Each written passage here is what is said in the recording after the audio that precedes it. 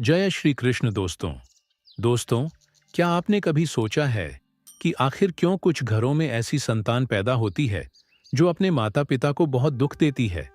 आपने देखा होगा कि कई बार पति पत्नी में सामंजस्य नहीं बन पाता, जबकि दोनों अपनी ओर से भरसक प्रयास करते हैं, फिर भी उनके रिश्ते में तालमेल नहीं बैठ पाता। आखिर ऐसा क्यों होता है? क्यों एक पिता अपने पुत्र को पालने में कोई कसर नहीं छोड़ता? वह हर संभव प्रयास करता है कि उसका बेटा हमेशा सुखी रहे, लेकिन जब वही बेटा बड़ा होता है तो वह अपने पिता को दुख देता है। क्यों? एक व्यक्ति अपने खान पान में सतर्कता बरतता है, संयमित जीवन जीता है, फिर भी उसका पूरा जीवन बीमारियों से घिरा रहता है। और क्यों? कोई व्यक्ति दिन रात मेहनत करने के बावजूद भी अभावों में जीवन बिताने को मजबूर होता है। आखिर ऐसा क्यों होता है? दोस्तों, ऐसे अनगिनत प्रश्न है जो हमारी समझ से परे है। दोस्तों, हमारे धर्म ग्रंथों के अनुसार पूर्व जन्मों में किए गए कर्मों का फल हमें इस जन्म में भुगतना पड़ता है। कर्म चाहे अच्छे हो या बुरे, लौटकर जरूर आते हैं। कोई माने या ना माने, लेकिन यह बात बिल्कुल सत्य है कि हमारे कर्म हमारे पास वापस जरूर आते हैं। कहीं किसी के घर में सुख देने वाली संतान जन्म लेती है तो कहीं दुख देने वाली। आखिर ऐसा क्यों होता है? दोस्तों, कहीं ना कहीं यह सब हमारे अपने ही कर्मों का फल है, जिसके कारण यह सब होता है। दोस्तों, इन बातों को समझने के लिए हम आज आपको एक कथा सुनाने जा रहे हैं जो हर व्यक्ति के लिए महत्वपूर्ण है। मेरा आपसे निवेदन है कि इस कथा को अंत तक पूरा सुनिएगा। इसमें हम आपको बताएंगे कि कैसे पूर्व जन्म में किए गए कर्म इस जन्म में हमारे जीवन को प्रभावित करते हैं। दोस्तों, कथा को शुरू करने से पहले कमेंट बॉक्स में लिखिए जय श्री राधे कृष्ण। वीडियो को भी लाइक करें और अपने दोस्तों के साथ भी शेयर करें और चैनल को सब्सक्राइब करना ना भूलें। तो अधिक देर ना करते हुए इस कथा को शुरू करते हैं। दोस्तों, यह बहुत पुराने समय की बात है। एक गांव में दो कुत्ते रहते थे। दोनों पक्के दोस्त थे। वे हमेशा साथ रहते, साथ खेलते, साथ खाते पीते और साथ सोते थे। उनमें से एक का नाम था धीरू और दूसरे का नाम था वीरू। एक दिन धीरू और वीरू जब आराम से बैठे थे तो वे आपस में बातें करने लगे। धीरू बोला, मित्र वीरू, कभी कभी मैं सोचता हूं कि हमने कौन से ऐसे बुरे कर्म किए थे जो हमें इस जन्म में कुत्ते का जन्म मिला है। सुबह से शाम तक दौड़ते दौड़ते हालत खराब हो जाती है, तब कहीं जाकर पेट भरने को थोड़ा बहुत मिलता है। कई बार तो जिस दरवाजे पर जाता हूं तो वहां से डंडे मारकर भगा दिया जाता है। खाना तो दूर की बात, उल्टा डंडे की मार खानी पड़ती है। वीरू ने सहमति जताते हुए कहा, मित्र धीरू, तुम बिल्कुल सही कह रहे हो। कभी कभी तो बैठने की भी जगह नहीं मिलती। जहां थोड़ी देर के लिए बैठता हूं तो कोई आकर डंडे मारकर वहां से भी भगा देता है। ना तो ठीक से बैठ पाते हैं, ना आराम से लेट पाते हैं। सच कहूं तो अब यह जीवन बोझ लगने लगा है। धीरू ने सिर हिलाते हुए कहा, वीरू, इसमें कोई शक नहीं कि हमने पिछले जन्म में जरूर कोई बुरे कर्म किए होंगे। यही वजह है कि हमें इस जन्म में यह दुख भरा जीवन जीना पड़ रहा है। धीरू आगे कहता है, वीरू, मुझे लगता है कि हमें अब कुछ करना चाहिए। क्यों ना हम तीर्थ यात्रा पर जाएं? तीर्थ की यात्रा, भगवान के दर्शन और साधु संतों का आशीर्वाद लेने से हम दोनों का कल्याण हो सकता है। यह जन्म तो हम नहीं बदल सकेंगे, लेकिन कम से कम अगला जन्म तो सुधर ही सकता है। दोस्तों, यही सोचकर एक दिन धीरू और वीरू ने तीर्थ यात्रा पर जाने का निश्चय किया। हालांकि उन्हें रास्ता नहीं पता था, लेकिन उन्होंने ठान लिया था कि यात्रा आरंभ करनी चाहिए। रास्ता तो धीरे धीरे मिल ही जाएगा। अगले दिन सुबह होते ही दोनों यात्रा पर निकल पड़े। रास्ते में चलते चलते जब रात हो गई तो वे एक गांव के बाहर एक बड़े पेड़ के नीचे रुक गए। दिन भर की थकान से वे इतने चूर हो गए कि तुरंत सो गए। सुबह उठने के बाद उन्होंने फिर से अपनी यात्रा प्रारंभ की। चलते चलते लगभग दोपहर का समय हो गया तो उन दोनों को भूख का एहसास होने लगा। धीरू ने वीरू से कहा, मित्र, अब तो मुझसे और चला नहीं जा रहा। भूख के मारे जान निकल रही है मेरी। इस पर वीरू ने कहा, तुम सही कह रहे हो मित्र। देखो, सामने जो गांव दिख रहा है उसके पास एक घना पेड़ भी है। पहले वहां थोड़ा आराम कर लेते हैं, फिर गांव में जाकर खाने का कुछ इंतजाम देखेंगे। हो सकता है वहां कुछ खाने के लिए मिल जाए। अभी वह दोनों उस पेड़ के नीचे विश्राम कर ही रहे थे, तभी उन्हें पास में कुछ चूहे भागते हुए दिखे। उन चूहों को देखकर वीरू के मुंह में पानी आ गया। वह धीरे से बोला, सुनो धीरू, क्यों ना हम इन चूहों में से 2-4 पकड़कर खा लें, इससे हमारी भूख तो मिट जाएगी। धीरू ने गंभीरता से सिर हिलाते हुए कहा, नहीं वीरू, हम तीर्थ यात्रा पर निकले हैं और तीर्थ यात्रा में किसी की हत्या करना पाप होता है। ऐसा करना तो दूर, यदि मन में इस तरह का विचार भी आया तो भी पाप लगेगा। हम पुण्य कमाने लिए तीर्थ यात्रा पर निकले हैं। अगर यह पाप कर लिया तो हमारी पूरी तीर्थ यात्रा व्यर्थ हो जाएगी। वीरू ने कहा, तो फिर कोई और उपाय सोचो जिससे किसी भी जीव की हत्या ना हो और हमारा पेट भी भर जाए। यह सुनकर दोनों मित्र वहां से आगे बढ़ गए। चलते चलते वे एक चौराहे पर पहुंचे जहां एक मंदिर था। कुछ देर आराम करने के बाद दोनों ने तय किया कि अब उन्हें अलग अलग दिशा में जाना चाहिए। धीरू ने कहा, अगर हम साथ चलेंगे तो दोनों का पेट ठीक से नहीं भरेगा। अलग अलग जाएंगे तो जो भी मिले हम खा लेंगे। दोनों ने यह भी तय किया कि वापस लौटने पर इसी चौराहे पर मिलेंगे। जो यहां पहले पहुंच जाएगा वह दूसरे का यही रुककर इंतजार करेगा। इसके बाद दोनों अलग अलग दिशाओं में चल पड़े। धीरू चलते चलते एक गांव में जा पहुंचा। उस गांव में एक सोनार रहता था। उस समय वह सोनार पूजा कर रहा था और उसकी पत्नी ने उसके लिए खाना तैयार करके थाली में परोसा था। थाली में पूड़ी, सब्जी, खीर, दाल, चावल, अचार, दही आदि सजाकर रखे हुए थे। वह सोनार पूजा खत्म करके भोजन के लिए बैठा ही था कि तभी धीरू झट से थाली में मुंह डालकर 2-3 पूरियां उठाकर वहां से भाग गया। सोनार यह देखकर हंसते हुए बोला, राधे कृष्ण, राधे कृष्ण। उसने उठकर हाथ धोकर अपनी पत्नी से कहा, बेचारा यह कुत्ता बहुत भूखा लग रहा है, इसीलिए तुम यह थाली इसे ही खिला दो, शायद इसकी भूख मिट जाए। सोनार की पत्नी को यह बात बिल्कुल पसंद नहीं आई। वह गुस्से में बोली, यह आप क्या कह रहे हैं? इस कुत्ते को यह थाली? इसमें मैंने कितनी मेहनत से स्वादिष्ट पकवान बनाए हैं और आप इसे कुत्ते को खिलाने की बात कर रहे हैं। सोनार के मन में दया का भाव उमड़ पड़ा।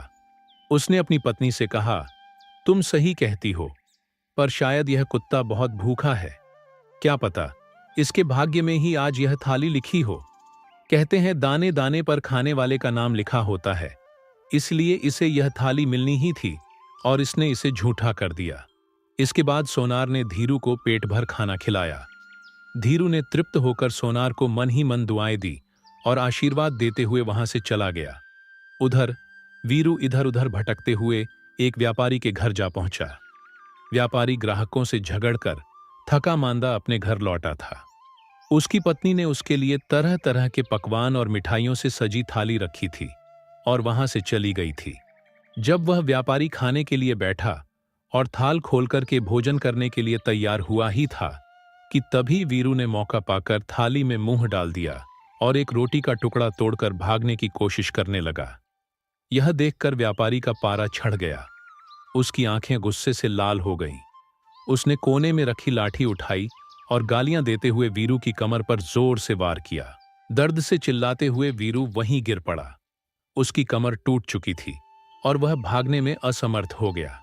व्यापारी ने गुस्से में आकर उस पर 2-4 लाठियां और मार दी। वीरू अधमरा हो गया। वह सोचने लगा, मैं तो यहां पेट की आग बुझाने आया था, लेकिन यहां तो जान पर बन आई। यह व्यापारी कितना निर्दयी है कि एक पूरी का टुकड़ा भी बर्दाश्त नहीं कर सका और मेरी कमर तोड़ डाली। इधर धीरू पेट भर खाना खाकर चौराहे पर आराम से बैठा था और अपने साथी वीरू का इंतजार कर रहा था। वह बार बार इधर उधर देखता, लेकिन वीरू कहीं नजर नहीं आ रहा था। समय बीतता गया और जब वीरू नहीं लौटा तो वह लाचार और उदास होकर चौराहे पर बैठ गया। थोड़ी देर और इंतजार करने के बाद धीरू ने फैसला किया कि वह वीरू को ढूंढने निकलेगा। उसका दिल बेचैन था और वह अपने दोस्त की तलाश में चल पड़ा। कुछ दूर चलने के बाद उसे वीरू नजर आया। वह दौड़ते हुए उसकी तरफ बढ़ा। उसकी टूटी हुई कमर देखकर वह बहुत ही दुखी हुआ। उसने पूछा, भाई, यह तुम्हारे साथ क्या हुआ? ऐसा किसने किया? कौन इतना निर्दयी है जिसने तुम्हारी कमर तोड़ दी? सिर्फ एक रोटी के लिए? वीरू की आंखों में आंसू आ गए। उसने दर्द से कराहते हुए धीरू को पूरी कहानी सुनाई। कहानी सुनकर धीरू की आंखों में आंसू आ गए। वह दुख से भर गया। कहानी सुनाकर वीरू गुस्से से बोला, मैं उस व्यापारी से बदला जरूर लूंगा। उसे बताऊंगा कि खुद की कमर कैसे टूटती है। लेकिन वह क्या करता? वह तो मजबूर था। वह अधम योनि में जो जन्म ले चुका था और वह कुत्ते की योनि में था। धीरू भी कृतज्ञ होकर बोला, मुझे भी उस सोनार का कर्ज चुकाना है। उसने मुझ पर कितनी कृपा की है। इन सब बातों पर विचार करते हुए आखिर में दोनों कुत्तों ने यह फैसला किया कि उन्हें अब अपने प्राणों को त्याग देना चाहिए और प्राण त्यागने के पश्चात उनके घरों में जन्म लेना चाहिए। इसके बाद दोनों कुत्ते, धीरू और वीरू, एक नदी में डुबकी लगाकर अपने प्राण त्याग देते हैं। संयोगवश व्यापारी को कोई संतान नहीं थी और ना ही सोनार को। सोनार के घर धीरू का जन्म हुआ और व्यापारी के घर वीरू का जन्म हुआ। व्यापारी बहुत खुश हुआ, लेकिन उसकी खुशी ज्यादा देर नहीं टिक पाई। जैसे ही व्यापारी के घर पुत्र पैदा हुआ, उसका बैल मर गया और उसकी पत्नी भी बीमार रहने लगी।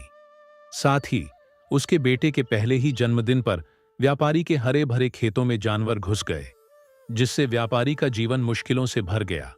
उधर सोनार के घर में भी जब पुत्र पैदा हुआ तो पुत्र के जन्म के साथ ही सोनार की पगड़ी राज दरबार में ऊंची हो गई।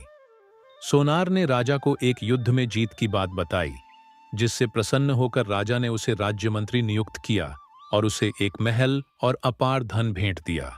जैसे जैसे सोनार का बेटा बड़ा हुआ, वह अपने पिता के समान तेजस्वी और गुणी साबित होने लगा। उसने कम उम्र में ही शास्त्रों का गहन अध्ययन कर लिया था। उसकी विद्वता का आलम यह था कि बड़े बड़े विद्वान भी उससे शास्त्रार्थ में पराजित हो जाते थे। यह देख सोनार का हृदय गर्व और आनंद से भर जाता था, क्योंकि उसका पुत्र उसे हर कदम पर सुख देता था। वही दूसरी ओर व्यापारी का बेटा बिल्कुल अलग स्वभाव का निकला। वह आलसी और दुष्ट प्रवृत्ति का था।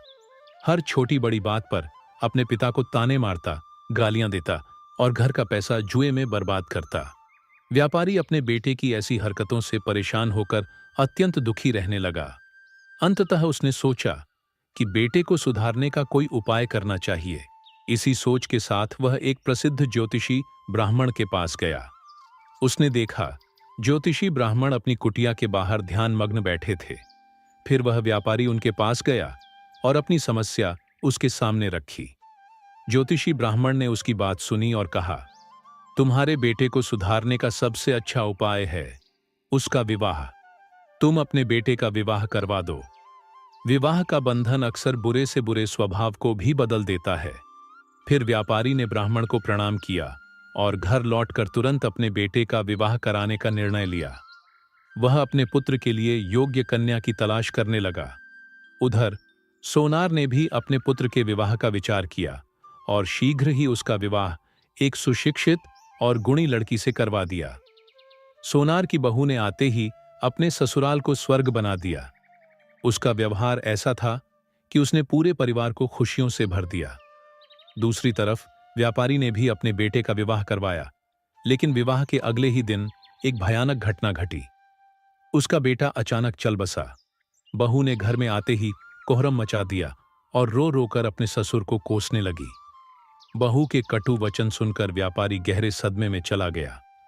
उसने अपनी हालत पर रोते हुए दीवार से सिर पटकना शुरू कर दिया और चिल्लाने लगा, मेरा बेटा मेरी कमर तोड़कर चला गया। दोस्तों, यह कहानी हमें सिखाती है कि जैसा हम कर्म करते हैं वैसा ही फल हमें भोगना पड़ता है, चाहे वह कर्म इस जन्म के हो या पिछले जन्मों के। जैसे इस कहानी में सोनार ने अपने जीवन में अच्छे कर्म किए, जिसके कारण उसे एक सुखद और गुणवान संतान मिली। वही व्यापारी के बुरे कर्मों का परिणाम उसे दुखी और अहंकारी संतान के रूप में मिला।